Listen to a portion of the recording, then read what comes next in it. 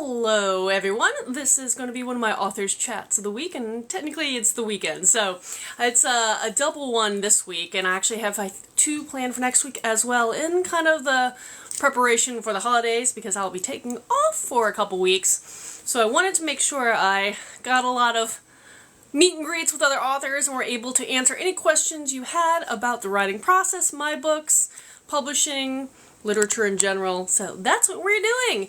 And I will keep my eye out for my co-host. I know she'll be joining momentarily. We were chatting behind the scenes earlier today, so hopefully all will go smoothly. But that is always my wish, and I feel like there's always some kind of glitch that happens, so we shall see. And, but how is everybody's weekend going? It's the holiday season. I have been decorating a little bit today, as well as holiday shopping, because it is almost here, and I can't believe it that the end of the year is here already. It has been a fast one for me. There's been a lot of stuff that went on this year, both for the publishing side of things, as well as personal life, so 2023 is definitely one for the memory books for myself. But yeah, so let me know, do you have a particular book that you're looking forward to, or that you would want as a Christmas gift? Because I know I have a number of them that I'm going to be requesting of all sorts, and I'm a very, very slow reader, so it'll probably take me about another 3 years before I get to them, the rate I read, and the amount of physical books I have in my TBR kind of mountain pile, because it's gone beyond a simple stack at this point. I've failed to keep it orderly, and maybe I'll be better about that next year too. Goals. Do you have particular goals for 2024?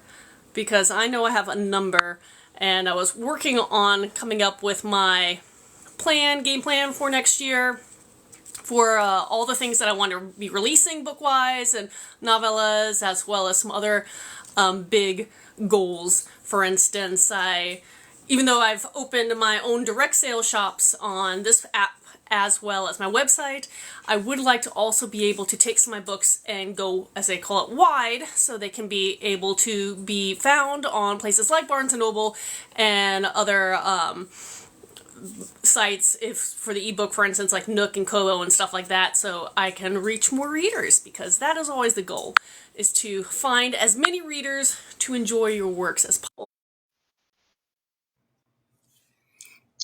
Hello!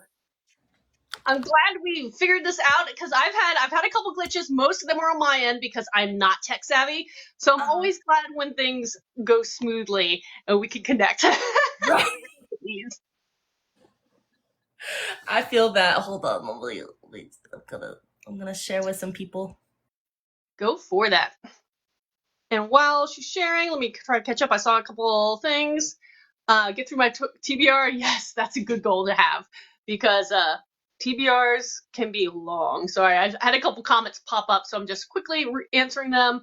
Also read slow. No, it's okay. I am one of the slowest readers for when it's pleasure books. When it comes to my writing, that is all I do with my life, it feels like. But so, well, thank you for joining me today. And so how I kind of usually do these are pretty just low-key, chill, and conversational. And so what I like to do, since you're my co-host this week, let you introduce who you are, what you write, and we'll just go from there. And hello, everybody joining. You got this. You got it. I'm Kennedi Morgan. I have a couple of contemporary romantic shorts that I wrote for funsies, but my mainstay is Romantasy. I came out with my debut novel, The Faded Ones, back in September. And now I have people screaming at me to finish the second one, and I'm like, bestie, I work 2 jobs. I'm doing what I can. That's the thing. It's like, I feel like readers, though most of them will be understandable if you explain, everybody wants that next book right away. Patience is not something I think our generation or anyone thereafter has a lot of. So we all want the next book right away, that immediate satisfaction. And as an author, it doesn't work that way. Right. Yeah, no. Especially when it's like you're limited by, your own finances and work and life be lifing. Oh yes. Oh yes. And that, I mean, everything kind of, I feel like the writing process can slow down with anything. Any little thing will slow it down, but Mhm. it's an illusion. This is my theory, but again, I'm not a fast writer in the sense that I cannot appear to turn around a book a month, which some people can, and kudos to you. A lot of that has been strategy in the background where the books are pretty much all prepped when they release fast, and that's the secret. But it's Mhm. not something I've ever figured out how to speed up my process to that level. Nope. Nope. So let me ask you. Okay, so your first book came out in September. What's the name of the book, and what's just give me like your book pitch. What is the blurb? You can read it too if you have it right in front of you, because I feel like that always to say, "Ooh, look at that." This is my baby. Her name is The Faded Ones. It is a romantic fantasy dealing with. Hold on, let me just read the blurb. A Yeah. latent wolf, she-wolf, desperate to prove herself, an alpha wolf shifter entirely devoted to her, an unwilling heir to a dying dynasty. There we go. There's a thought, and a looming war that binds them all. It is book one of a trilogy.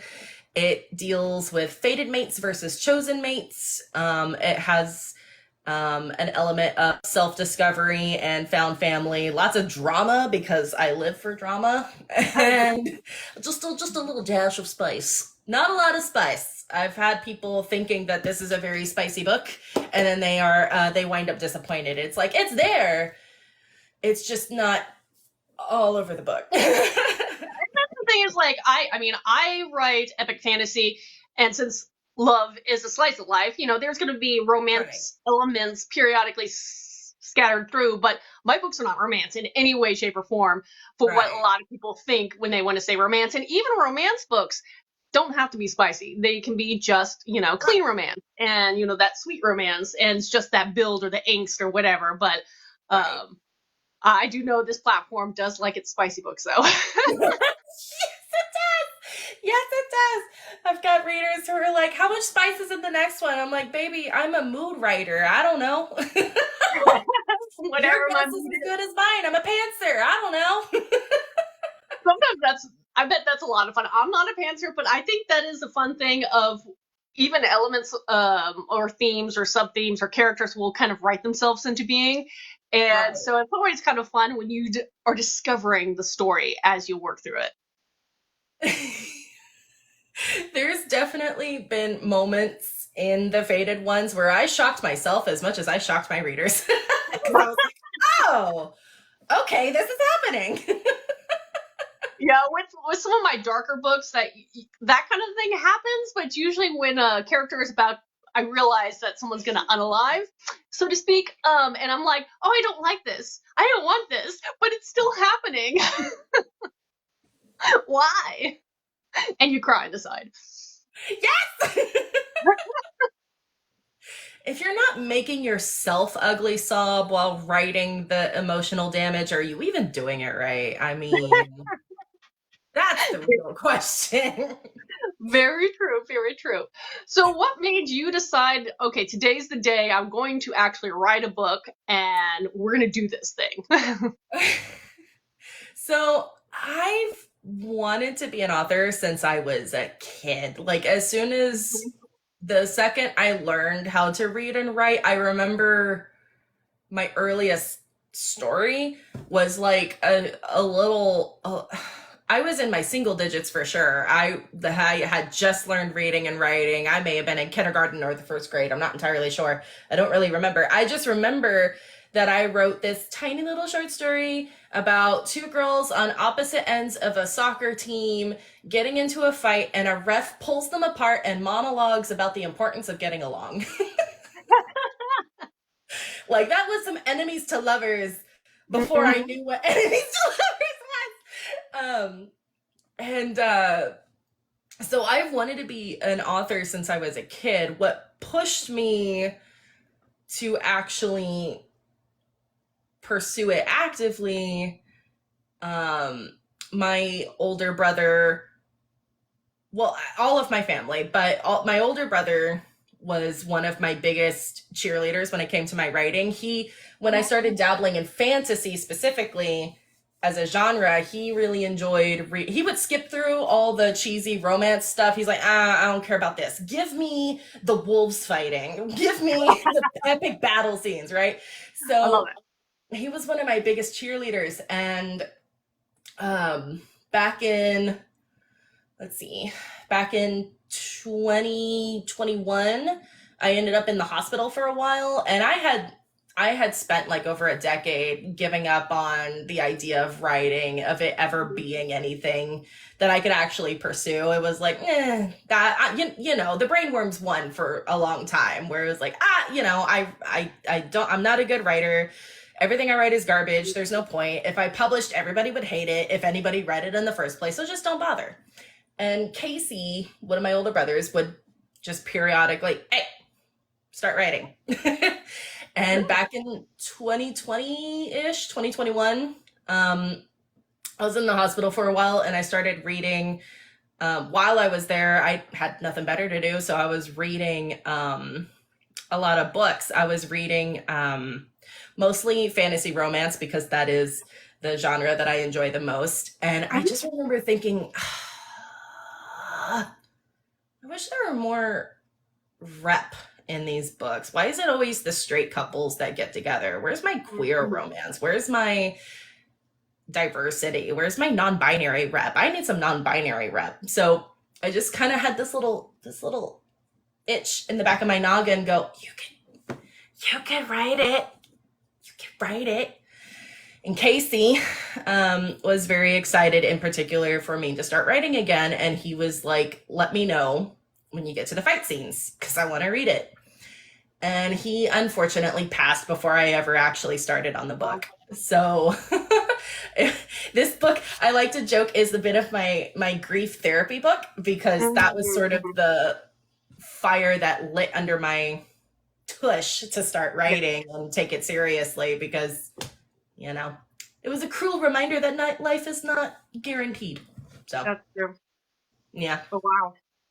But, well, I'm glad your brother, was one of your big supporters and was pushing you there, because sometimes people do need that push, because it's scary to put words on paper and then have someone else read them, because you don't know what they're going to think. And it can be terrifying. Publishing your first book can be terrifying, because even though you just, you're so excited about having that book, it's like, what will other people think? I put my heart and soul into this. Will anybody like it, or is everybody going to be like, this is not good? And you're like, But yeah, no, I fully understand that. And that whole concept, I do think that's a very powerful concept for a lot of authors, where you realize there's a gap in literature, and you're like, why isn't there a book that ... And maybe it's non-binary rep, maybe it's a retelling. Why doesn't someone do this retelling well? Or why isn't someone, ever talked about this particular mythological character or creature, because this is really cool? And that's kind of how I got my Viking novella series going, is because I was like, oh, this is such a cool concept. These because the people during the Viking era really believed that one part of your 4 parts of self were your animal-shaped guardian spirits. And I was like, this is so cool. Why isn't there a book about this? And I was like, oh wait, I'm a writer. I can do that. Let me be the one. Do that. But that's sometimes what it takes, is you realize there's a gap, and then you're turning around and be like, why isn't anybody feeling this? And I'm like, oh, let me look at myself in the mirror. Maybe I should at least dabble with this. Right, yeah, exactly. So did you realize early on that your book is going to be a part of a trilogy, or is that something that as you were writing, you're like, oh, there's going to be more? Yeah.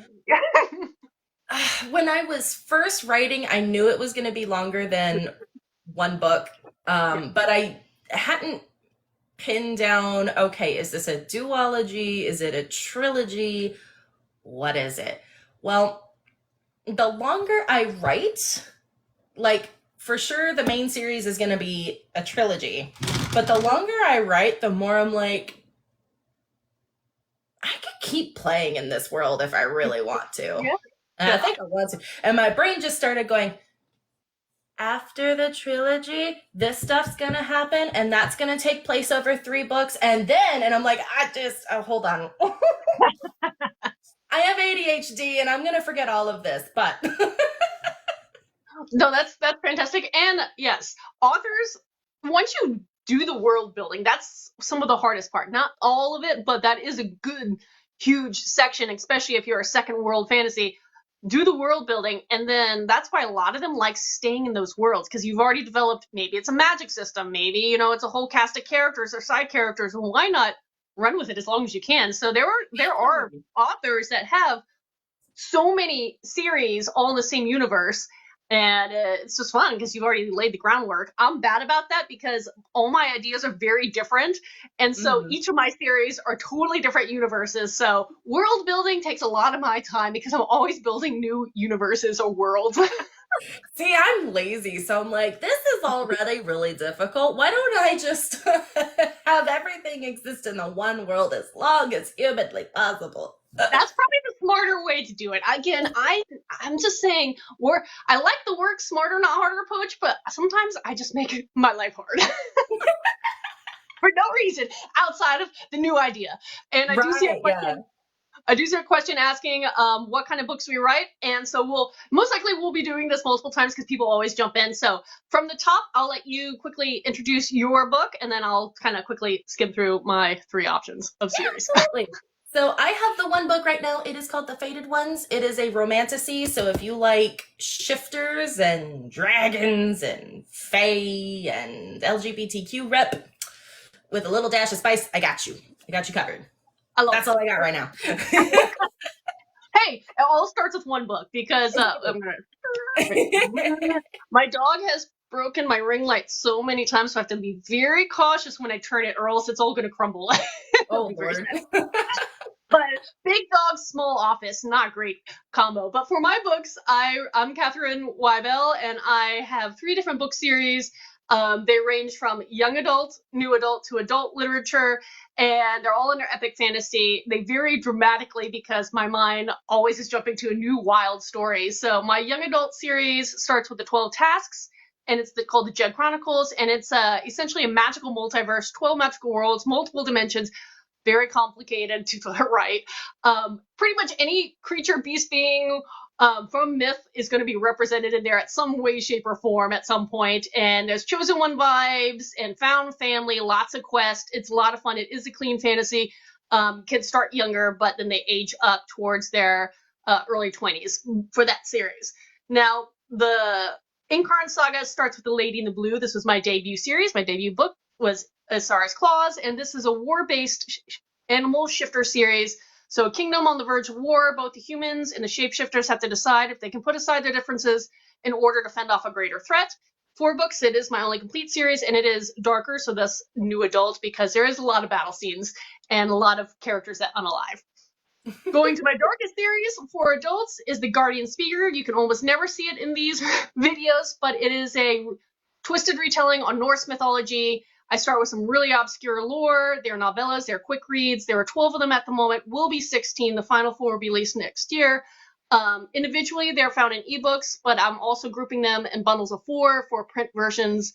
And some of my books have already been converted into audio, but that is a project, and it takes a long time for me to do that. So only a few at this point. Woo! And done. Well done.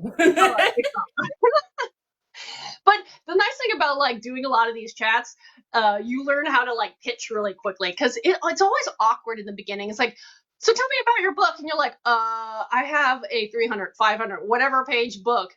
How am I supposed to summarize it in like 4 sentences? Right. But it's a fun way to pitch.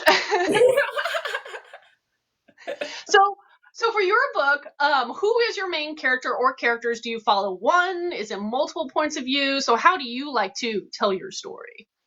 So The Fated Ones takes place over 3 POV characters. It covers Nessa, our FMC, and it follows her sort of inner conflict of, staying loyal and committed to her brother and her best friend, or, you know, branching out into learning into who she is and the greater war at large, and that sort of separation that happens between them.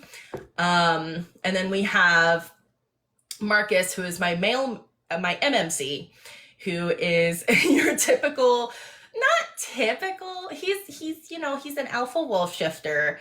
He has the typical tropes of like being really possessive and that's my person and no one else can have her, but he actively, like, it's part of his character journey to combat against that. Because I personally don't like alpha holes. I understand that that's a lot of people's yum, but for me, I'm like, no. No. we're gonna explore that. And then finally, my ex MC is a non-binary dragon shifter fae character named Sky, who is my reader fan base's favorite by far. They are pure charm and audacity with a little bit of unhinged, toucher and unalive vibes. And their whole spiel is they are fighting against this arranged marriage situation that their father is trying to put them in, and basically just kind of shoving the middle finger in everybody's face. And they just, Sky specifically is all the tropes I enjoy, and I threw them all into one bundle and said, here you go. And then I'm also shocked that it's also everybody else's favorite, so yeah. So for me, again, epic fantasy writer, I do secondary worlds completely, and so that's a lot of fun for me. But for you, like, Romantasy can fall, in an Earth-based scenario or totally different world. So is yours based on Earth, or is this a completely different, like, kingdom universe, whatever you're developing? It's a completely different universe. It's a sort of medieval fantasy setting, but with like magic and fae and cool stuff. Yeah. Right. It's not urban fantasy, you won't meet Nessa in Orlando, Florida or anything like that. But it would be kind of cool to see someone cosplaying as Nessa in Orlando, Florida one day. That would be wild. It would never happen, but that would be wild.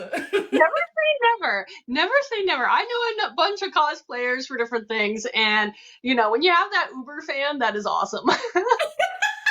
I think if anybody is going to cosplay a character, they're going to cosplay Sky, because Sky's hot. Sky is just hot incarnate. If anybody, I'm putting money on it. If anybody ever cosplays one of my characters, it's going to be Sky, and I'm going to flip out if it happens. Oh no, they're hot. So wait, now I'm visualizing a cosplay dragon shifter. I'm wondering how that would work. Would you be on the human side or some kind of like dragon shape? Interesting. I love shifters, but wow, now it's like stuck on that image. I also really love dragons, so you have to say that there. But right. So, for your shifters, because everybody has different things. I do animal shaped shifters, for my war shifter series. But for yours, obviously, you have wolves and dragons. What other kinds are there? Are there a huge variety, or just a limited certain factions? There's a variety. So we've got your dragons, we've got your wolves. We also have bears. So in my world, when they shapeshift into these creatures, they're like giant versions of whatever they're inhabiting. Like my wolves are like horse sized. You can ride them into battle, and Nessa does that at one point, which is like cool. I may or may not have been inspired by Princess Mononoke at one time. I love that. Great movie. So, we also have bears, and we have python shifters, who are like, I don't have a character that's very prominently featured in the story yet, but they're there. They're these giant, like, ridiculously sized pythons that just exist in the world. I like that. And as I'm actively creating the world and the outskirts of my continents as I'm writing the series, there may be more. I don't know. I kind of run off of vibes. That works. And it's sometimes nice to keep it a little open-ended because it does allow you to develop the story as you go.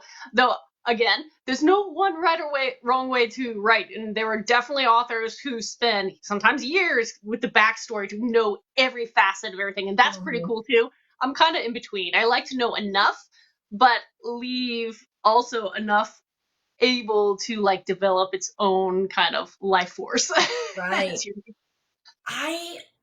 I have found that if I already have the answers to all the questions figured out, like if I plot the book to where every minor facet is already predetermined and whatever, I lose interest and I move on to another project.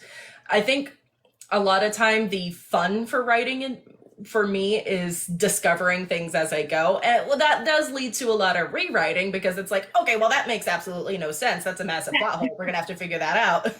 But for me, it's like I have sort of like a skeletal idea. I know how I want things to start. I know where I want them to end. And I have a couple of like, ooh, I really want this moment to happen. Yeah. And that one, and that one.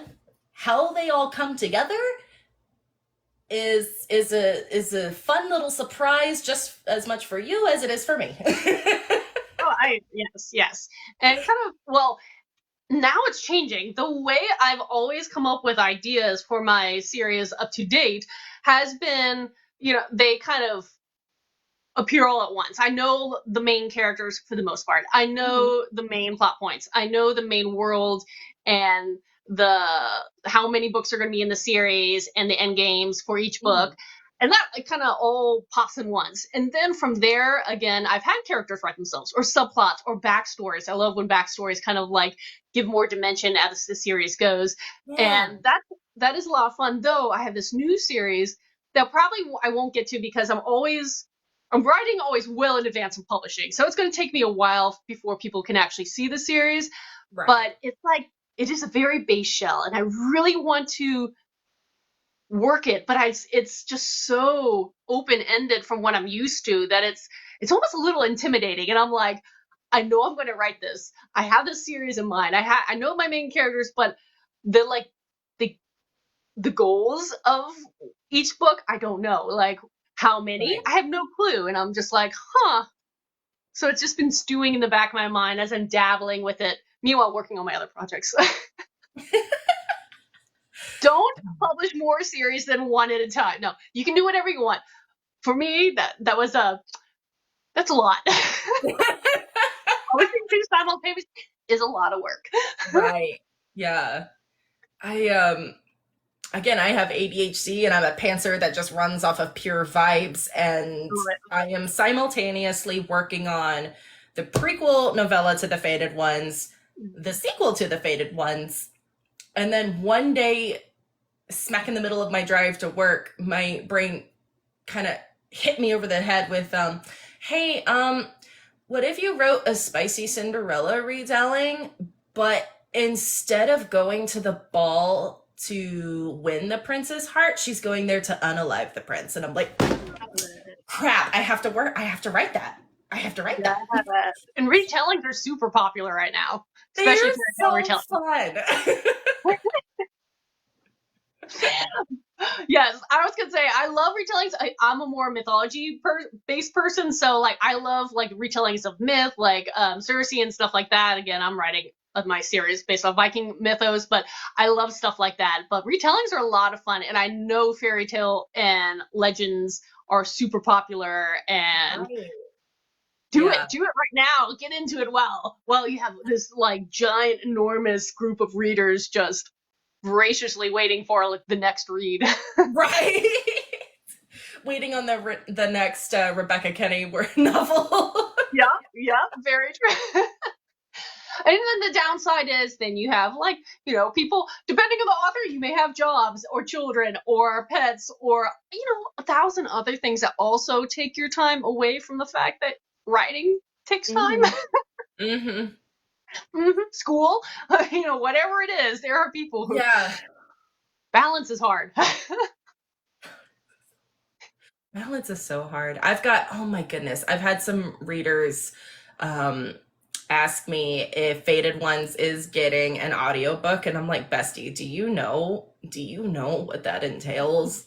Do A you lot. know how much that costs? Where am I getting the funds for that? I don't know how any of that works. I'm a baby author. I didn't think I was gonna actually hit the publish button. Y'all are asking me too many questions. Hey, I'm having crisis. I published my first book in 2016. It took until, was it last year, that I started releasing audiobooks. And so I've been doing this big scramble trying to release and catch up to where I am Hmm. and my publishing schedule. And they just, yeah, they take a lot of money, a lot of time, or can't take a lot of money, but definitely a lot of time. And Hmm. it's just a different thing. And every author has to value what makes more sense. So you're going to try to expand into new formats, or you're going to write new pieces. Exactly.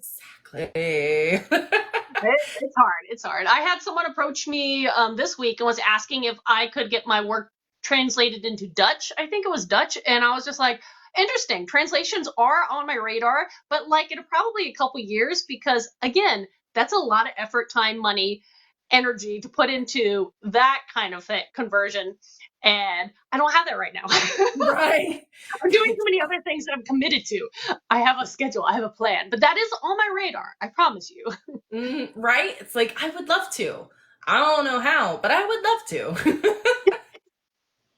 Baby steps. But that's the thing, is like if you think something's really cool, this is a great time to start asking questions. Find people who do it and be like, just let me know, while I'm loosely thinking about it, no commitments, but Mhm. how was your Mhm. process? How did you figure out? What did you like? Do you have advice? Please tell me. Please tell Right? me more. Yeah. But Absolutely. so what would be a goal for you beyond publishing the next project? Do you have like another goal? Are you trying to like, I want to jump onto a new platform, or I want to do like, do you have a secondary goal outside of publishing the next book? And it's okay if you don't. Publishing the next book is a huge feat. It always is.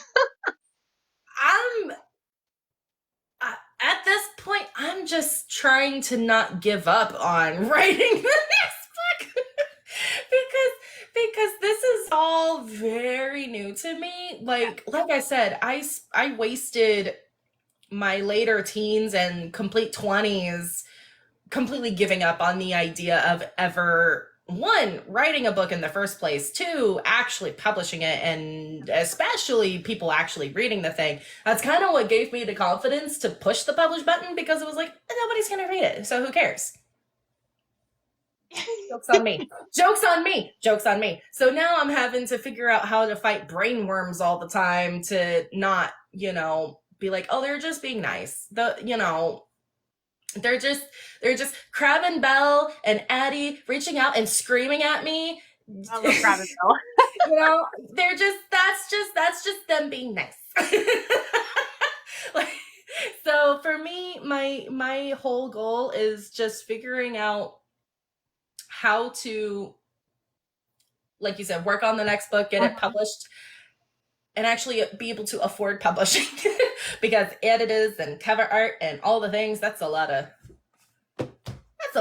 funding I don't always have. True, and that's one of the reasons why this year, one of those side projects, I ran my first Kickstarter to try to figure out if that's something that would help me as down the road fund projects in advance, because it takes a lot. Other Yeah. people do Patreon or other things to, again, help to get some of the money in early to help then offset the cost, because sometimes, and that is some of the reasons why certain people can't publish as much as possible, is because they need the money to edit, cover art, copyright, Hmm. ISBN, Hmm. all these things. Everything costs money, and have you seen our economy? Yes. Yes, but yeah, I've enjoyed Kickstarter, but again, it's one of those things that it it's a learning curve, and it takes time and Hmm. energy to figure it out. And I'm excited. I'm intending to run another one next spring, and been working on stuff behind, when I have little gaps of time trying to prep for it. But It does. It takes a lot of work too. And if my energy is going that way, then it's not going into writing new material. So exactly. Yeah. But it is hard. But I know I have good faith. I'm glad Crab and Bell are on the bandwagon because they'll keep you motivated. Man, let me tell you.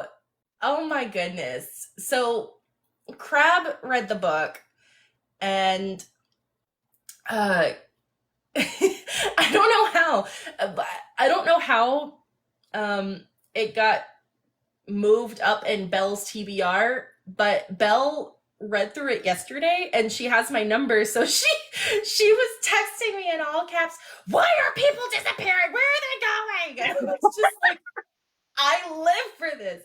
And then she sent me, oh my goodness, this morning she sent me a TikTok of like Belle reading the book and her live reactions and her getting ready to throw the book and her crying at the end. Like there are two halves of me actively fighting with each other right now, because on the one hand, as an empath, I don't want to hurt anyone. I don't want to cause anyone distress. So watching her face actively go from shocked to red and sobbing hurt my heart. And then at the same time, I was like, yes, more tears for the tear god. Like, okay, I might have to write a tear god in a future book. I love this. I'd never thought about that, but that is, if you allow me, I might do that in a future book. I like this concept. A god of grief or some crap. Oh my god. Oh, that's hysterical. Okay, but yes, I think that's a powerful thing, is writers want their work to relate and have some emotional connection to their readers. And that emotion could be joy, it could be sorrow, it could be anger, it could be fury, it could be all these other things, but you want them to attach and really feel something when they're reading your book, or have you really reached the reader? And so if you are getting people sobbing, that means you're reaching to them at that real level. So you're an author. You're obviously a good author because you are able to connect with someone else on an emotional level. So yes, continue writing. You can do it. It's just the time and energy and trying to block out all that other noise that gets in your head. The work in progress. I'd like to think I'm getting there, but I'm also in a writing slump because of how bad my own self thing gets at points. So yeah, that's my goal, is working on learning how to tune out the negative self thing so that I can focus on my work. Yeah, it is hard because I've been published for a number of years now, but sometimes something will cut you deep and you're just like, ouch, self-doubt, why are you here? Why are you back here? Go away. I'm gonna go find a blanket and snuggle on a pillow somewhere. Right. Right. Hide away. Anywho, okay. Let me actually start asking some of my regular questions because the hour is moving faster than I think it is. Okay, so one of the things I always like to ask, because if this platform is going to be nice, please be a nice platform. I try to be able to repurpose these chats on my YouTube channel. And so if that's the case, I like to post all the, links and all that kind of fun stuff below for people to find, follow, and get your books. Right. But for everybody who's here live, I want to ask, where can people find your books? Are you exclusive through Zon? Are you wide? Do you sell direct? Where do people find your fabulous book?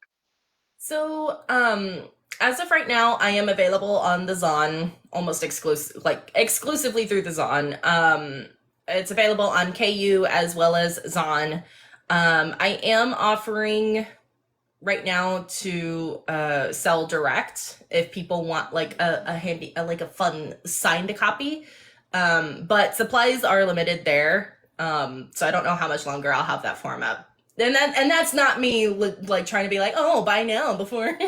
It's just legit like I'm running out of stock, and I don't want to disappoint people because I don't know when I'll be able to order more in because again, limited funds. So yeah, and that's the hard thing, is you have to find the balance. And I just started recently selling direct too, but I was talking to other authors, and some people were like, I keep 100 copies of each book, and I'm like, huh, where? Yeah. You know how many books I have? Like, that's a lot of money to buy stuff and then store in the house. So I have very limited stock because I also spread them between different book packages if they have a series bundle or whatever. And I'm like, I only have, so if it looks like I have 3 of an option, I'm sorry, buy those 3 and then I'll buy more. Exactly. Put it back in that cycle. But if it looks like I have very few, numbers, it's probably because I don't have the space. Right. Where am I storing all these books? I can't. My small apartment right now. Oh, Lord have mercy. But yeah, so I understand that. But direct sales are great. And also for any readers who don't know, which most likely you do, buying direct is the best way to support an author because most likely it gives us the highest cut, which means it helps us pay ourselves to be able to turn around another book quicker. Yes. Amen. Always gonna pitch in. Also, on that note, where else can people find, follow, and keep track of you outside of Book Talk? Honestly, I'm almost exclusively here. I technically have a Facebook. I technically have I guess it's not Twitter anymore, it's X. Yeah, and that's weird. I know. And I have an Insta, but my Instagram is almost exclusively just pictures of my cats. Which, I mean, if you want to see my cats, they are precious little things. Follow me on Insta. But all the links where I'm available, if you're trying to find me outside of here, which I'm the most active here. If you go to the little clicky click in the circle picture, yep, everything's there. Love it. Also, do you have your own website? Some people do, some people don't. Do you have a newsletter? Some people do, some people don't. I had a website and then I couldn't afford it anymore. Yeah, so it do cost money. yeah. And as for newsletters, I don't have that one yet either because I don't really feel like I have a whole lot going on to justify one that I can't just pop up on TikTok and be like, hey, I'm gonna be here. I totally get that. I totally get Virginia, that. September 21st and 22nd, 2024. Get your tickets.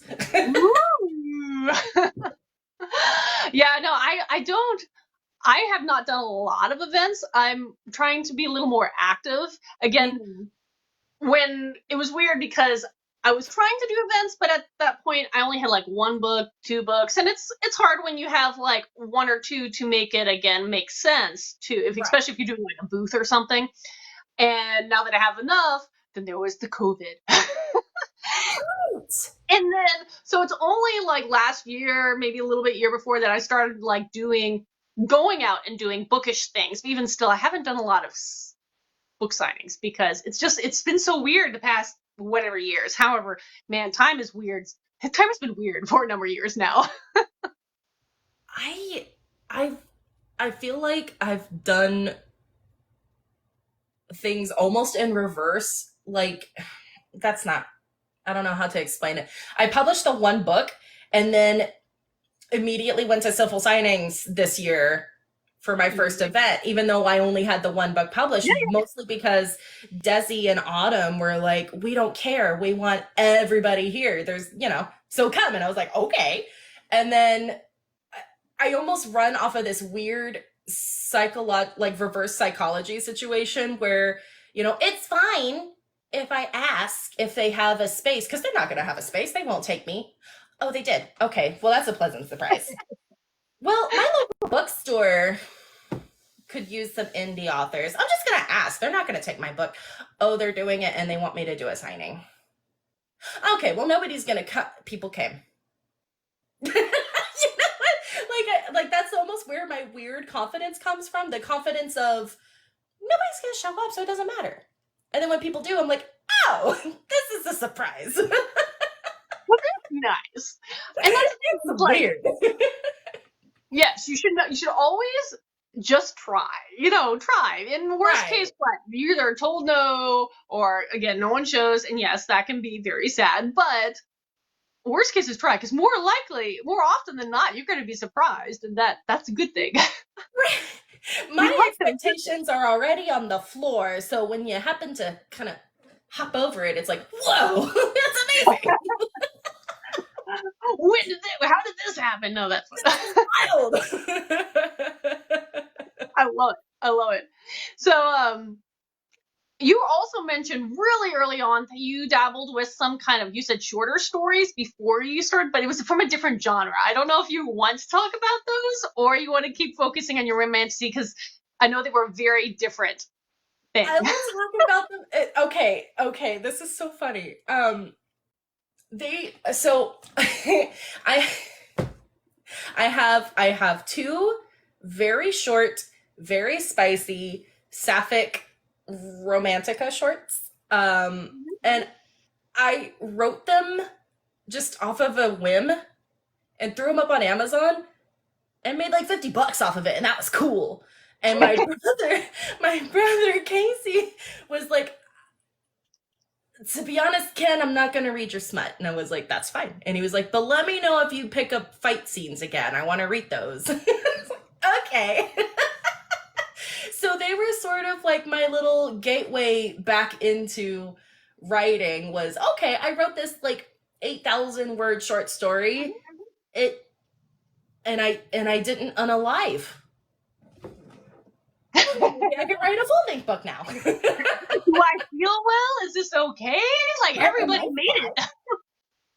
I did get some questions from family members, and I had to really laugh about that.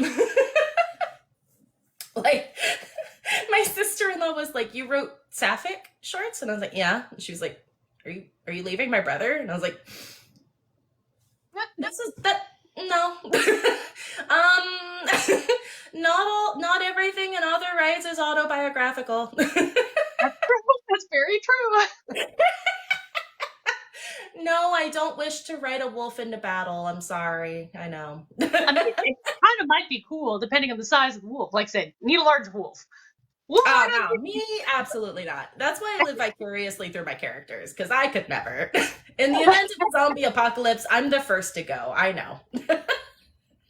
That's so funny. Like, I love the idea of the zombie apocalypse, and I always make these excuses because in my office, it is not clean enough for me to pan around right now. I have made a mess in here, but I have all these replica weapons, for medieval weapons on the walls and everything, and I'm like, it's all in preparation for the zombie apocalypse. One day it's gonna happen, and this is why I do axe throwing. I used to do archery. I want to learn the sword because everybody needs a skill. My skill will be to survive. All right. So in the event of a zombie apocalypse, I'm gonna find you and bunker down with you. There you go. And you can defend my honor. Yes. That is my goal. My goal in life, and I've told many a person, is to be the epitome of the shield maiden in the modern world. That is my goal. This is why half of my stuff is like armory. It's also probably why when I got married earlier this year, but when I was proposed to, it was with a Viking spear. So the ring was there as well, but like a Viking spear. And I was like, you do know me. You do know me. I'm so That's happy. Amazing. Thank you for that. Oh, I love that. I was like, that's the thing is, everybody should be the weird person you are meant to be, because you will find friends, you will find people, you will find partners that support you. You just be the weird you're supposed to be. Don't be shy about it. Be proud. Proudly weird. Yes. Proudly weird. My 30s are a love message to my teens, where I was hiding all my weird to try to fit in, and now I'm old enough that I'm like, oh, nobody cares. I can enjoy what I enjoy.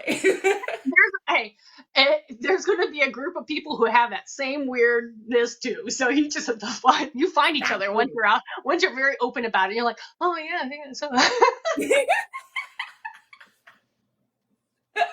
Well, the same thing is like when you're as a writer, write about whatever weird stuff you want to write. There's going to be someone out there who's going to be like, yes, this is what I've been waiting for. And it could be what. The trick is finding book talk baddies on Facebook looking for recommendations for the wildest things, and I'm like, I'm learning so much about my own community every day. Constantly learning. That's a good thing. That's a good thing. Yes, there you go. There's something for you. Write all the things. Addie, baby. I love it. I absolutely love it. But yeah, no, that's be honest with who you are. Write what you love. Because readers are gonna read what they love, and they're gonna find each other. Hopefully, that's my goal. Yeah, I'm very bad absolutely. at marketing into sub niches. I'm very bad at. I'm still learning. Always learn. Yeah. Okay, let me ask you, and again, this goes for anybody else who's listening live as well, is are there any questions that you have that you haven't asked yet, or any topics you'd want to cover that we haven't covered yet so far? Because we're rounding that hour fast. I'm so sorry. Once I get to talking, I don't stop. Oh no, I love it. I love it. And that's the thing is, when I say an hour, sometimes people who don't do a lot of lives are kind of like, an hour? And I was like, we don't have to reach an hour, but then they're always surprised. I think I've only had like one or two that didn't make the hour, but usually it's because something came up. But like more often than not, it's, oh, wow, it's only been an hour? I'm like, yeah, hours aren't that fat or not that big when you're talking about what you love. Right. And as a writer, hopefully you love writing and you like reading and books. That's what we talk about. Yes.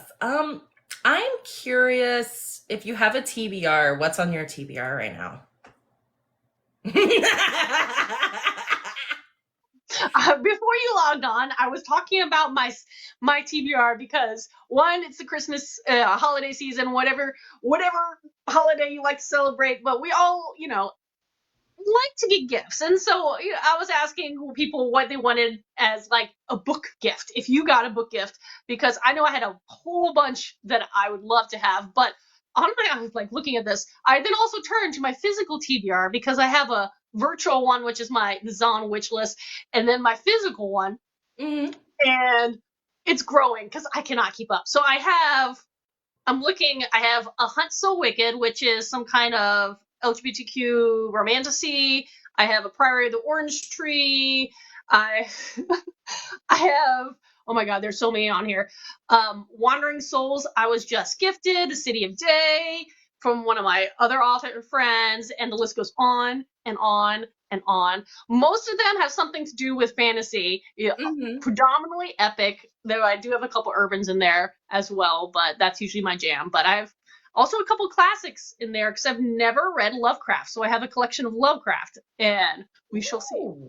I know I know there's pros and cons of Lovecraft literature, but we shall see. I do like horror too, so right. I just never think about reading it. I love watching horror. Yeah, I'm like, I don't know. It's weird. I can write like really heavy themes. I can write like graphic, brutal stuff. Yes. But actually reading it makes me go, oh God.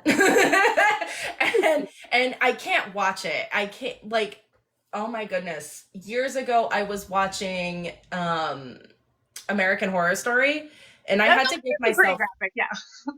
I had to give myself breaks. I had to stop the first episode of Hotel. I won't go into. You probably know what I'm thinking about, but there's a very specific, very not okay scene that I just was not okay with, and I was like, done with this series. It's just no. I got you. I respect that. I respect that, and that is kind of an interesting thing that you brought up. That sometimes authors can be okay writing something that is not necessarily their cup of tea, enjoying it on reading for pleasure, which is kind of a fun, interesting thing. I love dark fantasy, but I also just like the cleaner, just pure questing and fun stuff too. And I write it all, but I do see another comment for you going back. Clear's Throat. When can I expect the arc of the second book? Kidding.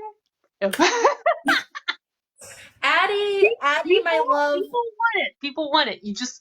You'll do it. You'll do it. I have faith. Addie, you can read it now if you want. Just don't be mad when it cuts off smack in the middle of a sentence because it's like 30 or 40% of the way done. Hey, Addie. So Good. now this is one of those things we're talking about, trying to figure out how do authors fund works because it's so expensive to upfront some of these costs. I know I don't use Patreon myself, but I do know a lot of authors are moving to something like that. There's another one, I think is it Ream or something that's actually specific. It's like a Patreon just for book people. But Oh. what a lot of them are doing are just posting their raw chapters for super fans to get early access to. And they have to know that they may be cutting off at half a sentence, but it's a way that authors can kind of get tipped in advance. And I'm just throwing that one out there for you because that may be something that may be more up your alley. Again, I don't do that. I know authors who Taking notes use real quick. both of those, Patreon and Ream, and are enjoying doing stuff like that. Again, just sharing raw, early release chapters, knowing that it hasn't gotten edited. It's going to probably change, maybe even dramatically, but you at least get something. Mm-hmm. And it's also motivation for the author to write somewhat regularly because then, like, okay, let me at least put this chapter, twice a month, once a week, whatever your pace is, Right. up there for your readers, and they, whatever it is, pay their $5 a month fee or whatever you're doing. I don't know. Just throw it out there. Addie, my love, you'd probably be the only one. Addie is my wifey. I love it. I love it. See, but hey, sometimes it may take that one, and those little tips in advance do build up after a while, and voila, you never know. You may be able to help pay for it. It could be an ISBN. It could be a whole book cover. You You're could not whatever, wrong. and You're then not do a wrong. little special thanks to be like, thank you for my supporters who helped me do this, and voila, put their name in the book. I love that. I love adding supporters' names in the books and be like, thank you for helping me. Do whatever. That's true. That's true. Yeah, absolutely. Mm-hmm. Super fans are amazing. And you think Grab and Bell would do it too. Now we got three. Now that's a start. That's a good start. Right. And there you go. I see one of my other author friends popping up and saying, I already do this for my newsletter subscribers. But that's another way, again, if you're trying to build a newsletter, something special you can offer is, here's just a raw sneak peek and all that. And that's a way to build a newsletter. Now it depends on newsletter subscribers versus a couple of tips of cash in the back pocket. True. But different ways. It doesn't have to be as scary as you think, but you have to be creative. And that's the thing, is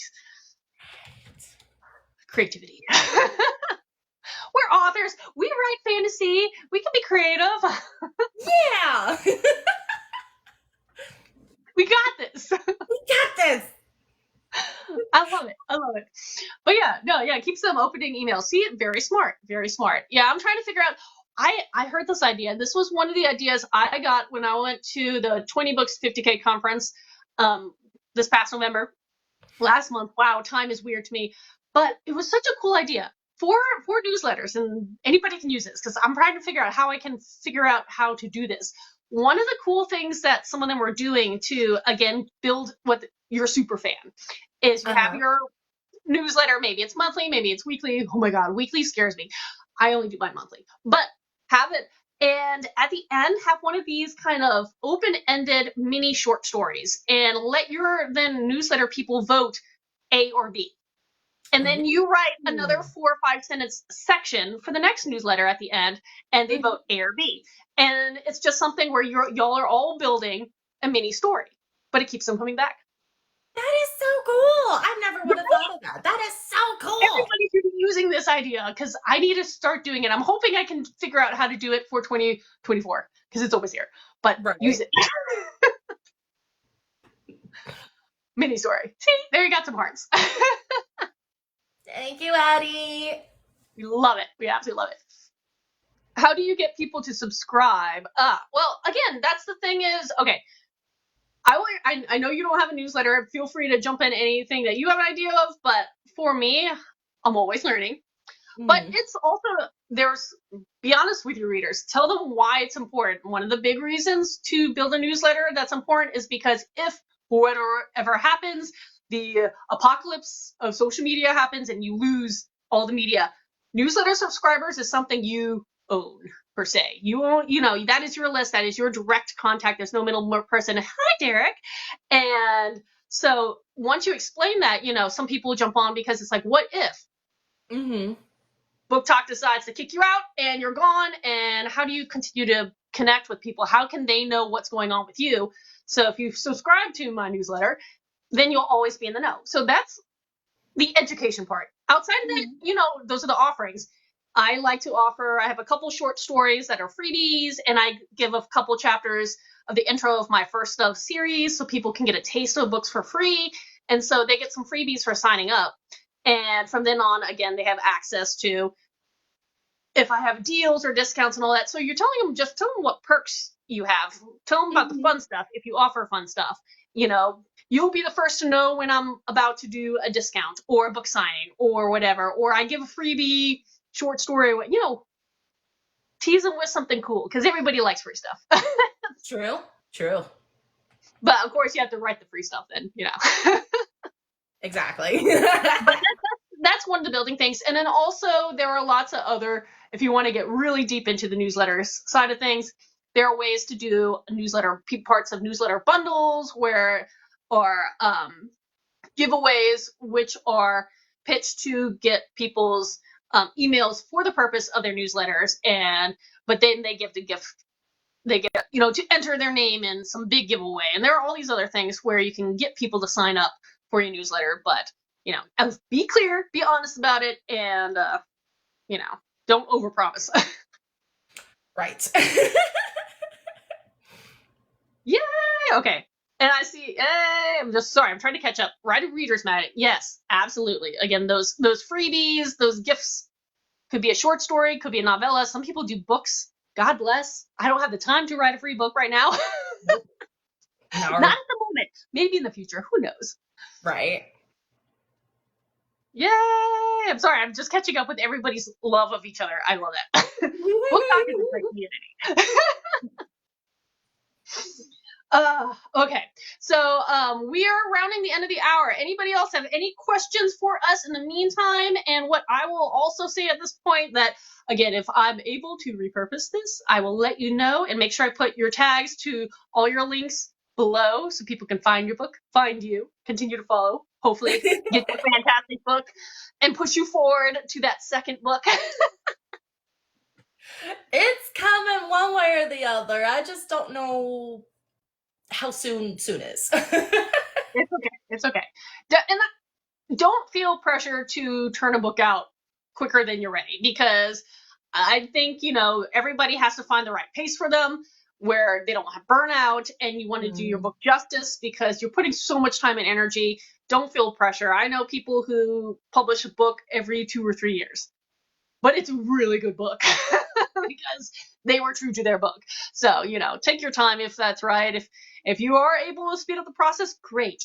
If not, don't stress. Right. Your fans will follow you for 20 years. I saw that somewhere earlier. They will. Addie is a writer on Alive. That is for sure. I absolutely love that. I love it. 1 book a year. Hey, 1 book a year is good.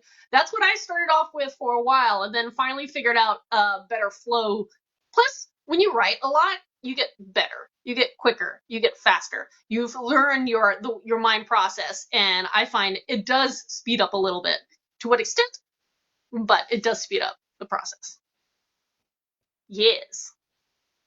Okay, everybody. Well, because I don't see too many other questions, I will start my wrap-up time. But what I will say is thank you for joining me today. I know it's a Sunday, and so weekends, you know, people could be out and about, especially because it's so close to the holidays. But thank you for joining me and hanging out this hour and, you know, talking books. I love this. And if you ever want to do this again, I do schedule them weekly, but well in advance. I must live by my planner, and I plan in advance. I don't know if I saw your question, Derek. Did I miss a question? I don't. Oh, yes, I didn't see the question mark. Sorry. I have a question for you, Kennedi, saying, what are your overall themes of your books, or what do you want people to take away from them? Ooh, that's a good question. So a lot of my book this is book one of a trilogy. So the themes, the overarching themes that will be throughout the whole trilogy is the finding forgiveness for other people, for yourself, um, and the themes of finding your people, finding yourself, and accepting those all aspects of yourself.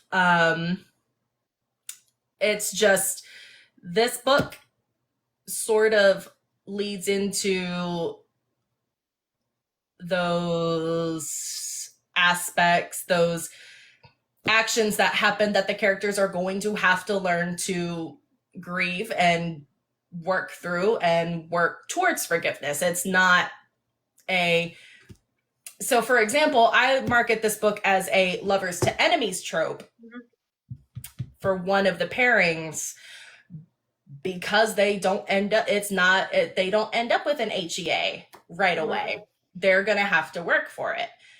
Whether or not they can remains to be seen. So tune in for the next one.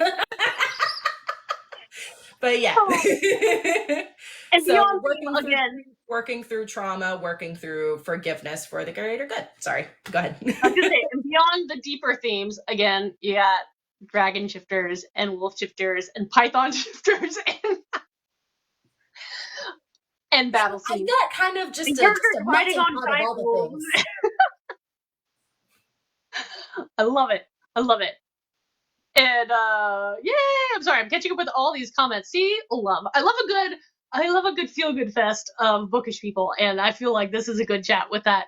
And yes, I see your comment, Timothy, saying 1 book a year. Dang, I'll be happy if I get 1 out of every 3. It's okay. Take your time. Do whatever you need to do to make sure your book is the best book it can be before publication. Because I'm speeding up my process a lot, and I know I'm driving everybody around me crazy. I also can be a little bit of a workaholic, like a little bit, and so, whew. I also really like writing, so it's okay. That's a big part of it, Crab. Thank you for pointing that out. Yeah, absolutely, because my main character, Nessa, for example, she's a latent wolf shifter. She gets ostracized by pretty much everybody, almost everybody in her life for something she has no control over. And one of my goals for her specifically by the end of the trilogy is to have found her own inner strength and her own pack built of people who accept her for who she is and what she is, regardless of, supposed limitations. Yeah, and again, that idea of someone being able to find your inner strength, to find that power, whatever you need to get over whatever you feel are weaknesses, hindrances, is a struggle that we all have in some way, shape, or form. So absolutely. So it is relatable, and something then you can point out to people and catch their attention, because those are those things. Those are those, I'm trying to remember the author who is using that term, but like they're definitely those universal tropes, those ones that like hook people, and so yeah, absolutely, because they're relatable to so many people, right? I mean, it goes back to the thing as I was saying. I see Craven. I was saying, you want to make people feel. So I know your books make people feel something. Possibly very strong something, but my philosophy as an author is I had to suffer, so you have to suffer. But then when I actually see it in action, I'm like, no, wait, I didn't mean it. She did mention that earlier, Crab, that she made you some. I'm so sorry. I love you. But no, again, that's the thing. Every author wants to, again, that's a deep connection. That's the core thing. Why do you write books? Yes, to tell the story you want to tell. But what's the point about telling these stories is, you know, you have to have that connection. Mm-hmm. If it's space aliens, dinosaurs coming through rifts, shifters in another world, portals, who knows what, you know? Right, yeah. Norse mythology where the 9 realms do exist. The cosmos is a giant tree. You tell your story. Yes. Okay. I have hit my 1 hour scratchy voice that I don't know why. I think it's like a built-in timer. My body's like, it's a timer. You hit the hour. It happens every time. But I also could blame it because writing is a very solitary thing, and I like to talk, but because I write all the time by myself, I feel like my gaps at times when I socialize, my voice is like, what are you doing? Right. Why are you using the vocal cords? Why are you working this out? You're supposed to just sit at the computer and stare at the screen. Right. Oops. Okay, well, thank you again for joining, and thank you for everybody for popping in, saying hi, asking all your questions. And again, I do these weekly, and Kennedi, if you ever want to join me in another one, just let me know. I will definitely be keeping my eyes and ears open to hear about your continuing writing process, because I would love to. fantastic. And I hope everybody has a fantastic weekend. It's so weird for me to do one of these on a weekend. But thank you for chiming in for us. And until next time, everyone, thank you. And as we in Scandinavia say, school. Bye.